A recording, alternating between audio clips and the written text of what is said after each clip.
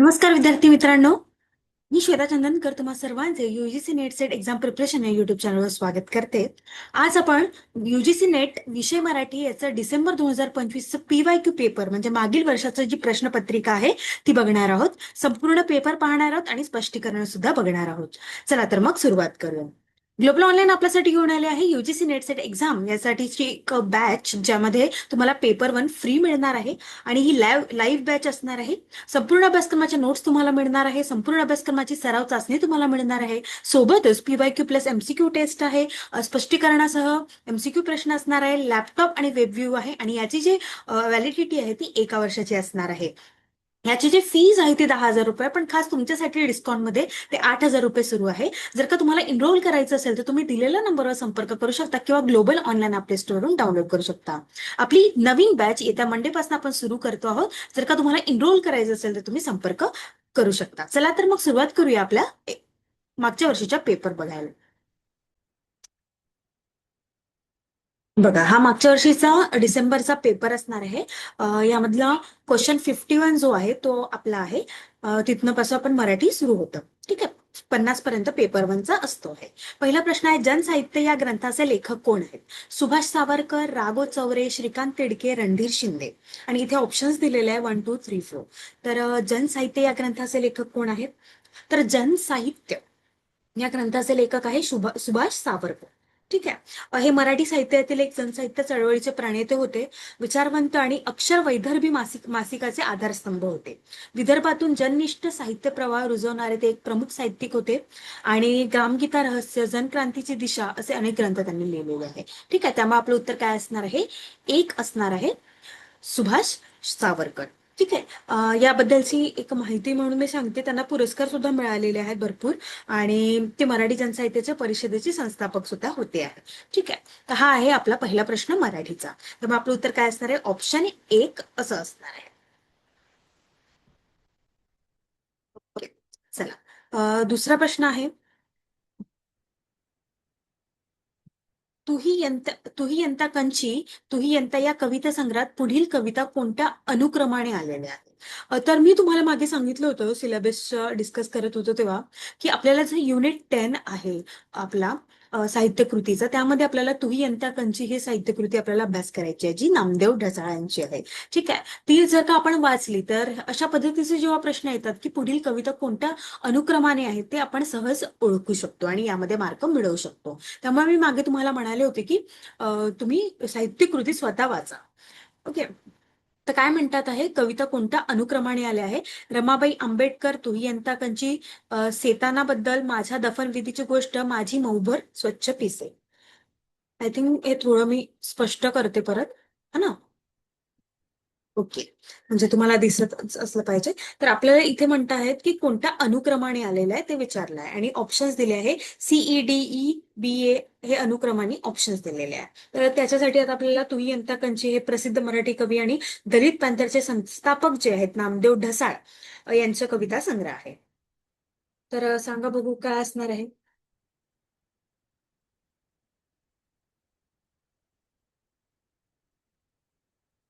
तर पहिलं आहे सैतानाबद्दल सी. त्यानंतर येईल माझी मऊभर स्वच्छ पिसे त्यानंतर येईल माझ्या दफनविधीची गोष्ट म्हणजे डी. त्यानंतर येईल तुही यंताकंची म्हणजे बी आणि शेवटी येईल रमाबाई आंबेडकर. अशा पद्धतीने हा याचा हे असणार आहे. त्यामुळे आपलं उत्तर काय आहे? ऑप्शन 1 जे आहे ते आपलं उत्तर असणार आहे. यावरून तुम्हाला समजलं असेल की साहित्य कृती किती महत्वाची आहे. त्यामुळे मी एक असं सजेस्ट करते तुम्हाला की तुम्ही स्वतः वाचा ती साहित्य कृती, जेणेकरून तुम्हाला चांगल्या पद्धतीने ते लक्षात राहील आहे. ठीक आहे. चला. समोरचा प्रश्न आहे, मानवी संस्कृतीच्या पायाभूत चौकटीमध्ये खालीलपैकी कोणता घटक अस्तित्वात नसतो? प्राकृतिक रचना, हवामान, जीवन पद्धती, वनस्पतीचे आणि प्राण्यांचे जग. काय असणार आहे सांगा बघू. तर मानवी संस्कृतीच्या पायाभूत चौकटीमध्ये आपल्याला कोणता घटक अस्तित्वात नसतो? तर प्राकृतिक रचना हे तर अस्तित्वात असलंच पाहिजे. ओके. त्यानंतर हवामान, वनस्पती आणि प्राण्यांचे जग.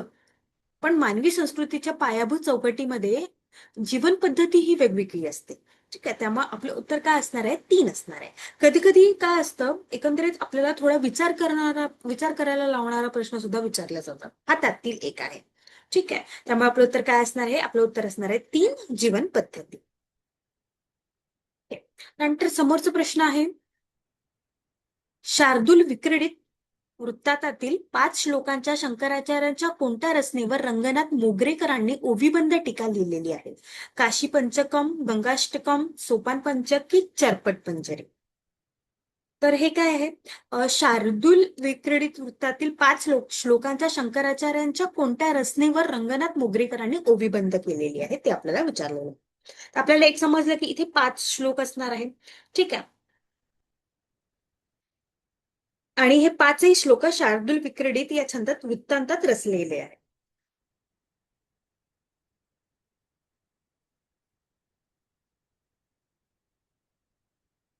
तर ते असणार आहे सोपान पंचक.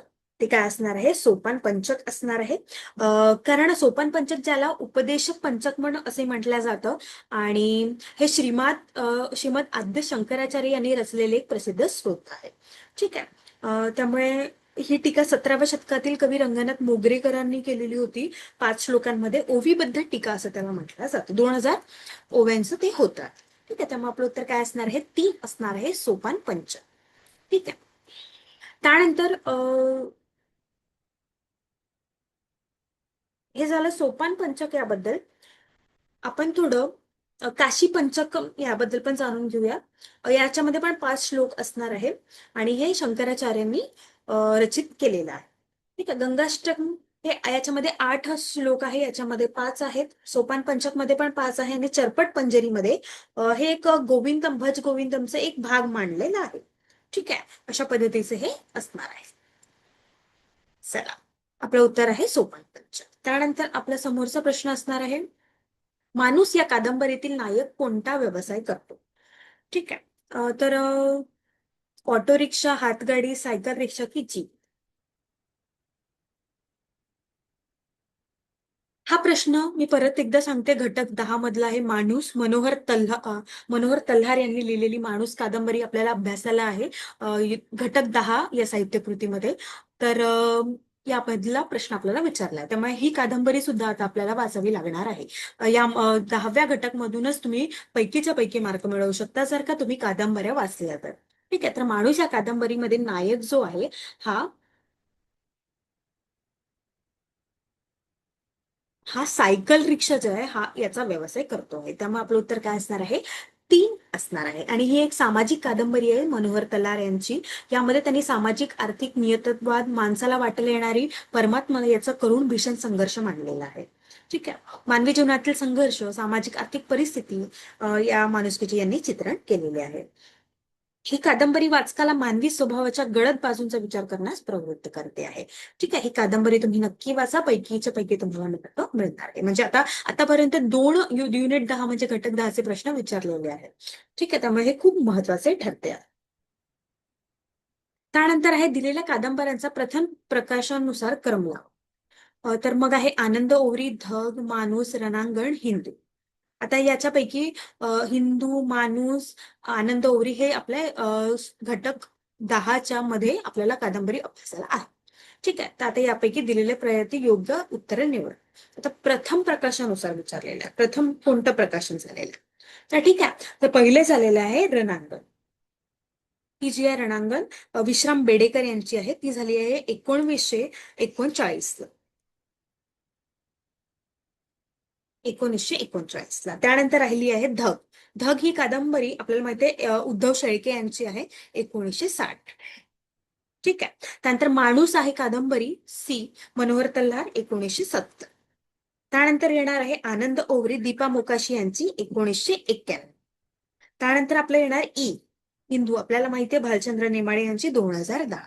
त्यामुळे आपलं उत्तर काय असणार आहे? डी, बी, सी, ए, ई 2 जे आहे ते आपलं उत्तर असणार आहे. यावरून आपल्याला असं समजते की एकंदरीत ही कादंबरी कोणाची आहे, किंवा मग कादंबऱ्या कोणाकोणाच्या कोणकोणत्या वर्षानुसार झालेल्या आहे प्रकाशन, ते आपल्याला अभ्यास करणं महत्वाचं आहे. ठीक आहे. तर या बॅच मध्ये आपण तेच अभ्यास करणार आहोत. ठीक आहे. आपल्याला हे एमसीक्यू द्वारे अभ्यास करावा लागणार आहे. ठीक आहे. आपलं उत्तर असणार आहे 2. त्यानंतर हे समोरचा प्रश्न, दिलेल्या पर्यायातील संत जनाबाई यांनी लिहिलेला अभंग कोणता? संततेची देव, संततेची देव, संततेची राव साधनांचे, ज्ञानाचा सागर सखा माझा ज्ञानेश्वर, येई वो विठ्ठल येई लवकरी, धावे तू सत्वरी मज लागी, अलंकापुरी पुण्य ठाव, तेथे समाधी ज्ञान देव. जरा सांगा बघू, कोणतं असणार आहे?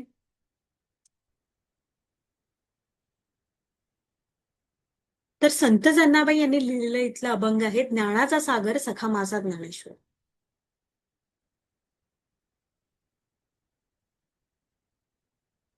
हे संत जनाबाई यांचे अभंग आहे, जे आपल्याला विचारलेलं आहे. आता याच्यामध्ये कोणीही विचारू शकले असते, जसं की नामदेव आहे, संत नामदेव, संत तुकाराम, संत एकनाथ, कोणत्याही संतांचंही विचारू शकले असते. ठीक आहे, त्यामुळे आपलं थोडं डोळ्याच्या खाली ते आपण जाऊ देऊया.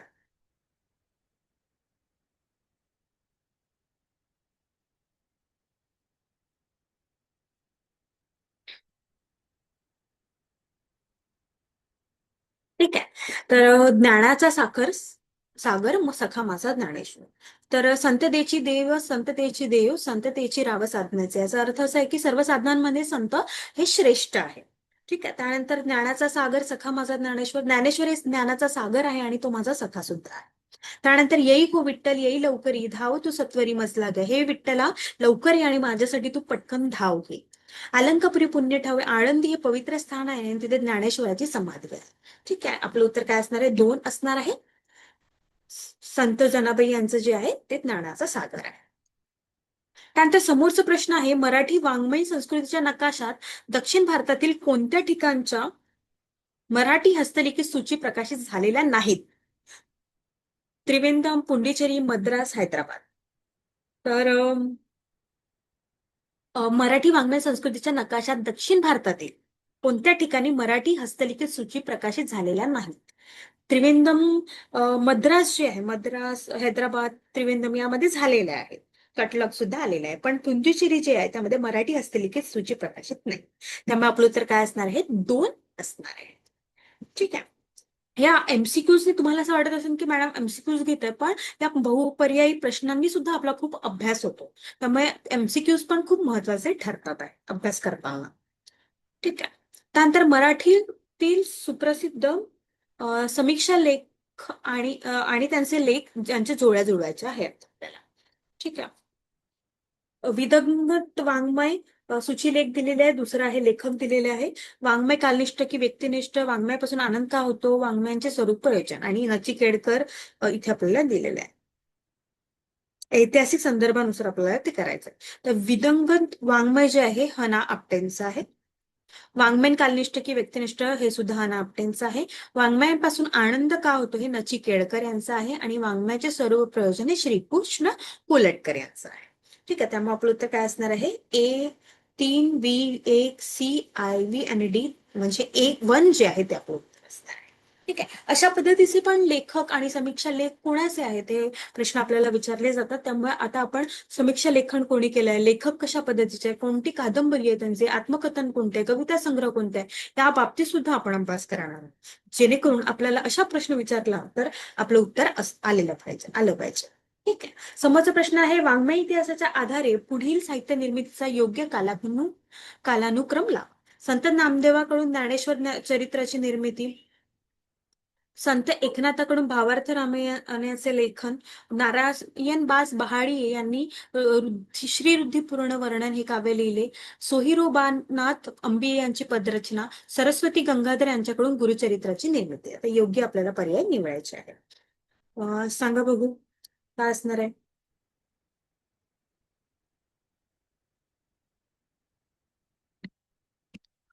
तर सर्वात प्रथम तर संत नामदेव ज्ञानेश्वर चरित्राची निर्मिती झाली. त्यानंतर नारायण बास बहाडी यांनी श्री रुद्धिपूर्ण काव्य लिहिले म्हणजे सी. त्यानंतर सरस्वती गंगाधर यांच्याकडून चरित्राची निर्मिती झाली. त्यानंतर संत एकनाथ यांनी भावार्थ रामायणाचे लेखन केले आणि त्यानंतर सोहिराबाद अंबिये यांची पदरचना, म्हणजे दोन जे आहेत ते आपलं उत्तर असणार आहे. ACEBD हे जे आहे ते आपलं उत्तर आहे, म्हणजे ऑप्शन 2 आपलं उत्तर असणार आहे. ठीक आहे. येस. त्यानंतर आपल्याला आता प्रश्न विचारलेला आहे व्याकरणावर. योग्य समास प्रकारानुसार त्यांच्या उदाहरणाच्या जोड्या जुळवा. व्याकरण आपल्याला विचारलेलं आहे. हा. तत्वपुरुष, द्वंद्व, बहुव्रीही, अविर्भाव, पदोपदी, प्रतीक्षण, उदाहरण दिलेलं आहे. सहकुटुंब, सादर, पायरव, पोटशू आणि घरदार एकटाच. तर तत्वपुरुष समास काय असतो? तर ज्या समासात दुसरे पद महत्वाचे असते. उदाहरण काय असतं? पोटशूळ, पोटाचे शूळ, पोटातील शूळ. ठीक आहे. नंतर द्वंद्व हे आहे ज्या समासात दोन्ही पदे महत्वाची असते, जसं की घर आणि दार, 1 आणि 20. ठीक आहे. बहुव्रीही समास असा आहे ज्या समासात दोन्ही पदे महत्वाची नसून तिसराच पदाचा बोध होतो. म्हणजे कोणतं? सहकुटुंब, सादर. ठीक आहे. आणि अव्ययभाव जे आहे ज्या समासात पहिले पद हे महत्वाचे असते आणि किंवा अवयव असते, जसं की पदोपदी, प्रतीक्षण, हे आपलं उत्तर असणार आहे. ठीक आहे. म्हणजे तत्वपूर्व ए 3 आयवी तिसरं जे आहे ते आपलं उत्तर असणार आहे. ठीक आहे.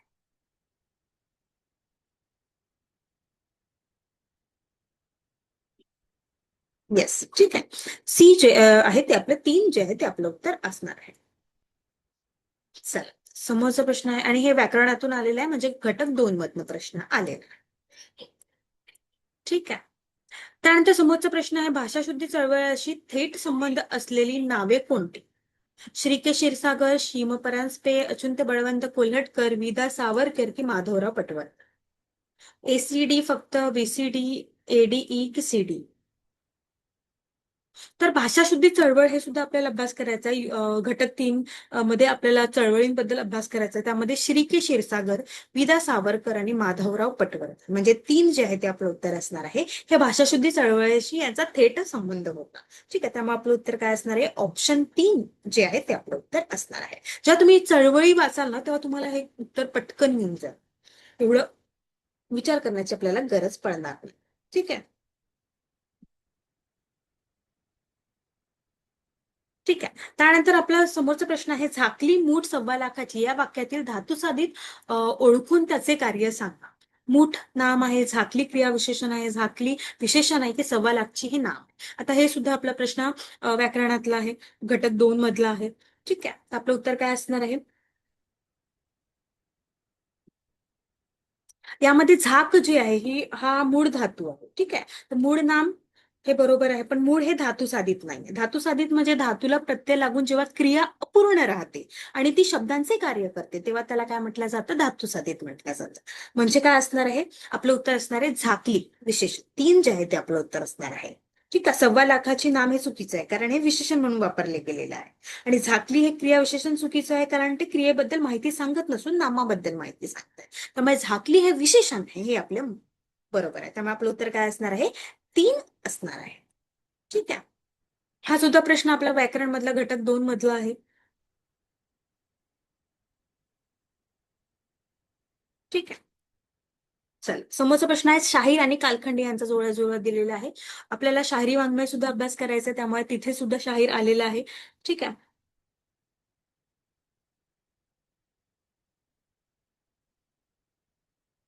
ओके. अनंत फंदी, परशुराम, राम जोशी आणि छगन असे दिलेले आहे. अनंत फंदी आहेत 1744 ते 1819 पर्यंत त्यांचा कालखंड. परशुराम यांचा कालखंड आहे 1754 ते 1844. राम जोशी यांचा कालखंड आहे 1758 ते 1813 आणि छगन यांचा कालखंड आहे 1778 ते 1840. त्यामुळे आपलं उत्तर काय असणार आहे? 4 असणार आहे, ऑप्शन 4. ठीक आहे. तर तुम्हाला एकंदरीत आयडिया आली असेल की शाहीर आणि कालखंड यांचा जुळ्या आता आपल्याला झालेला आहे. म्हणजेच याबद्दलचा प्रश्न आपल्याला विचारलेला आहे. तर लेखक आणि कादंबरी सोबत शाहीर सुद्धा आपल्याला प्रश्न विचारतात आहे. ठीक आहे. त्यानंतर समोरचा प्रश्न आहे, व्यक्तीच्या मनापेक्षा समूहाची नेणीव आणि वांशिक स्मृती या गोष्टी कलाकृतीचे स्वरूप निश्चित करतात. तर सामूहिक नेणिवेतील प्रेरणा व प्रवृत्ती आदिबंधाच्या रूपाने प्रकटतात. हा सिद्धांत कोणत्या समीक्षाने मांडलेला आहे समीक्षकाने? टेन, कार्ल युगर, सिगमंड फ्राइड की झाकला? सांगा बघू.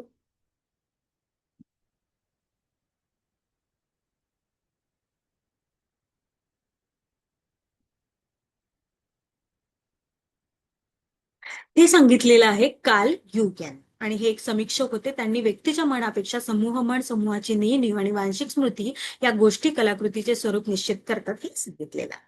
ठीक आहे. त्यामुळे आपलं उत्तर काय असणार आहे? 2 असणार आहे. त्यानंतर समोरचा प्रश्न आहे, आधुनिक कालखंडातील कोणती साहित्य चळवळ ही पहिली साहित्य चळवळ म्हणून म्हणता येईल? भक्ती साहित्यातील चळवळ, अनियतकालिकची चळवळ, ग्रामीण साहित्याची चळवळ की मार्क्सवादी साहित्य चळवळ? आणि आपल्याला ऑप्शन दिलेले आहे.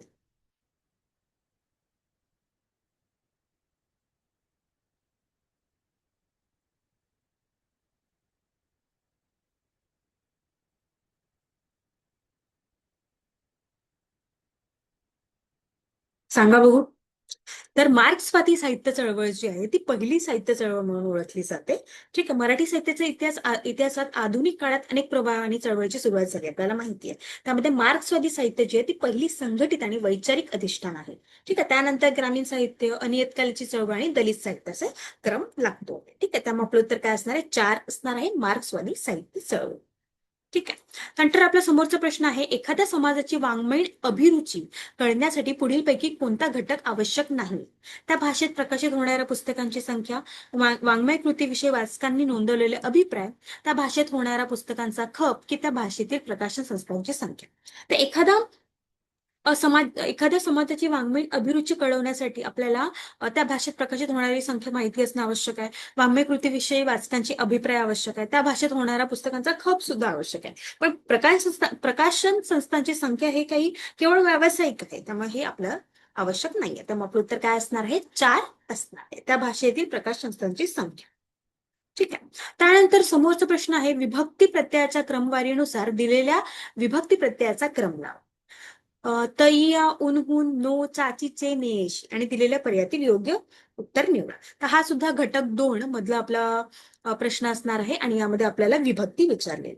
आपल्याला माहिती आहे विभक्ती 8 आहे, प्रथमा, द्वितीय, तृतीय, चतुर्थी, पंचमी, षष्टी, सप्तमी आणि संबोधन. संबोधन नो आहे शेवटी, त्यामुळे सी हा शेवटी येणार. सी कुठे शेवटी आलेला आहे? तिसऱ्या याच्यात आलेला. त्यामुळे आपलं सहज उत्तर 3 येणार आहे. ठीक आहे. तर त्यानंतर आता मग ई जे आहे, ने एशी, ने एशी हे तृतीय आहे. बी उनहून हे पंचमी आहे. त्यानंतर चाचीचे हे षष्टी आहे आणि तैया, तई हे सप्तमी आहे. ठीक आहे. त्यामुळे आपलं उत्तर काय असणार आहे? 3 असणार आहे. ऑप्शन 3 हे आपलं उत्तर आहे. द्वितीय सलाते, सलानाते, तृतीय ने एशी, चतुर्थी सलाते, सलानाते, चतुर्थी आणि तृतीय सारखी आपल्याला माहिती आहे.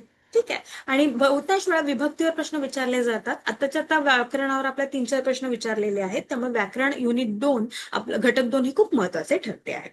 ठीक आहे. त्यानंतर पुष्कळा ही कविता कोणी लिहिलेली आहे? बासी मर्ढेकर, सदानंद रेगे, पुशी रेगे की बाबू बोरकर?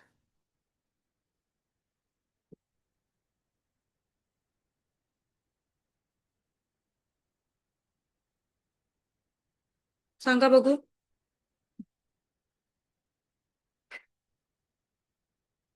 कोणी लिहिलेली आहे? पुष्कळा ही कविता जी आहे ही पुशी रेगे यांनी लिहिलेली आहे. ठीक आहे. तर पुशी रेगे यांच्या बद्दल सांगायचं झालं तर ते पुरुषोत्तम शिवराम रेगे असं त्यांचं पूर्ण नाव होतं आणि ते मराठी लेखक, कवी, नाटककार होते. पुष्कळा, साधना, हिमसेवक, प्रियाळ असे त्यांचे कविता संग्रह आहेत आणि अ, साहित्य म्हणून त्यांचं पाश्चात्य कवीमध्ये आपण त्यांना मोजतो आहोत आणि प्रकाशित साहित्य त्यांचं मी आता सांगितलं तुम्हाला, रेणू सावित्री, निहगंध रेखा, दुसरा पक्षी असं त्यांचं भरपूर लेखन असणार आहे. ठीक आहे. आपलं उत्तर असणार आहे 3. पुष्कळा ही कविता आहे पुष्य रेगे यांची. ठीक आहे.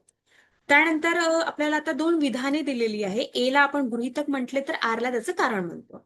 गृहीतक ए म्हणतोय, आधुनिक मराठी कादंबरी बऱ्याच अंशी अपक्व असल्याचे कारण आपला सामाजिक संदर्भ समजून न घेणे हे आहे. आणि कारण काय तर कादंबरी या वाङ्मय प्रकाराचे प्रयोजन सामाजिक आहे, तर इतर प्रकारांमध्ये हमखास तसे म्हणता येणार.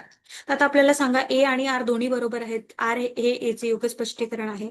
ए आणि आर दोन्ही बरोबर आहेत. आर हे योग्य स्पष्टीकरण नाहीये. ए बरोबर आहे पण आर बरोबर नाही. ए बरोबर नाही पण आर बरोबर आहे. त्यामध्ये गृहीतक आणि कारण दिलेलं आहे. हा. तर आधुनिक मराठी कादंबरी बऱ्याच अंशी अपक्व असल्याचे कारण आपला सामाजिक संदर्भ समजून न घेणे हे आहे, हे बरोबर आहे. आणि कादंबरी या वाङ्मय प्रकाराचे प्रयोजन सामाजिक आहे आणि इतर प्रकारांमध्ये हमखास तसे म्हणता येणार नाही, हेही बरोबर आहे. पण आर आणि ए चे योग्य स्पष्टीकरण नाही. त्यामुळे आपलं उत्तर काय असणार आहे? 2 असणार आहे.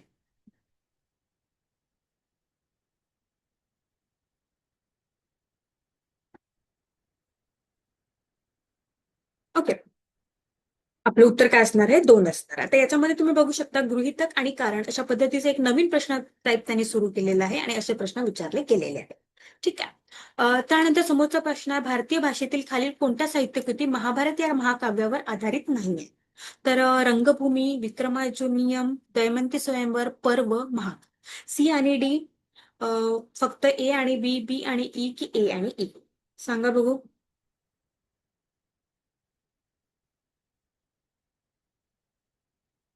कोणत्या साहित्यकृती महाभारत या काव्यावर आधारित नाही आहे? तर रंगभूमी हे प्रेमचंद यांनी लिहिलेली आहे. विक्रम अर्जुनीय हे कन्नड कवी पंप यांनी लिहिलेली आहे, जे महाभारतावर आहे. ठीक आहे. दमयंती स्वयंवर हे सुद्धा महाभारतावर आहे. नळ दमयंती रघुनाथ पंडित यांनी लिहिलेली आहे. पर्व हे सुद्धा S.L. भैरप्पा यांची प्रसिद्ध कादंबरी आहे. आणि महाकाल हे अमृतनागर यांची कादंबरी आहे. ठीक आहे. तर ए आणि ई जी आहे ते या महाभारतावर नाही. त्यामुळे आपलं उत्तर काय असणार आहे? 4 असणार आहे. ठीक आहे. आपलं उत्तर काय आहे? 4 असणार. ठीक आहे. अशा पद्धतीने आपण हा प्रश्न पाहिलेला आहे. Recording in progress. तर अशा पद्धतीने आपण काही महत्वाचे प्रश्न पाहिलेले आहे. या समोरचे पण प्रश्न आपण पाहणार आहोत, कारण 100 प्रश्न आपल्या मराठीमध्ये विचारले जातात. इथे आपण 20 ते 25 प्रश्न पाहिलेले आहे. आणि एकंदरीत आपण जेव्हा मागील वर्षाची प्रश्नपत्रिका बघू तेवढा जास्त आपला अभ्यास होईल. कशा पद्धतीने आपण प्रश्न येतात आहे आणि कसा अभ्यास करायचा आहे, स्ट्रॅटेजी वगैरे सगळं आपल्याला इथे डिस्कस करता येईल क्वेश्चन बघता बघता. त्यामुळे मला नक्कीच खात्री आहे की हे प्रश्नपत्रिका तुम्हाला खूप महत्वाची ठरणार आहे. आणि येत्या मंडे पासून आपण नवीन बॅच सुरू करतो आहोत. जर का तुम्हाला इनरोल करायचं असेल तर तुम्ही दिलेल्या नंबरवर संपर्क करू शकता किंवा ग्लोबल ऑनलाईन ॲप प्ले स्टोअरवरून डाउनलोड करू शकता. आणि ही मागील वर्षाची पत्रिका तुम्हाला अभ्यासाला खूप खूप महत्वाची ठरणार आहे. एकंदरीत कशा पद्धतीचे प्रश्न येतात आणि कसा अभ्यास करायला पाहिजे हे सुद्धा आपण इथे डिस्कस करत आहोत. त्यामुळे नक्की बॅच सुद्धा जॉईन करा आणि हा व्हिडिओ सुद्धा शेवटपर्यंत नक्की बघा. थँक्यू.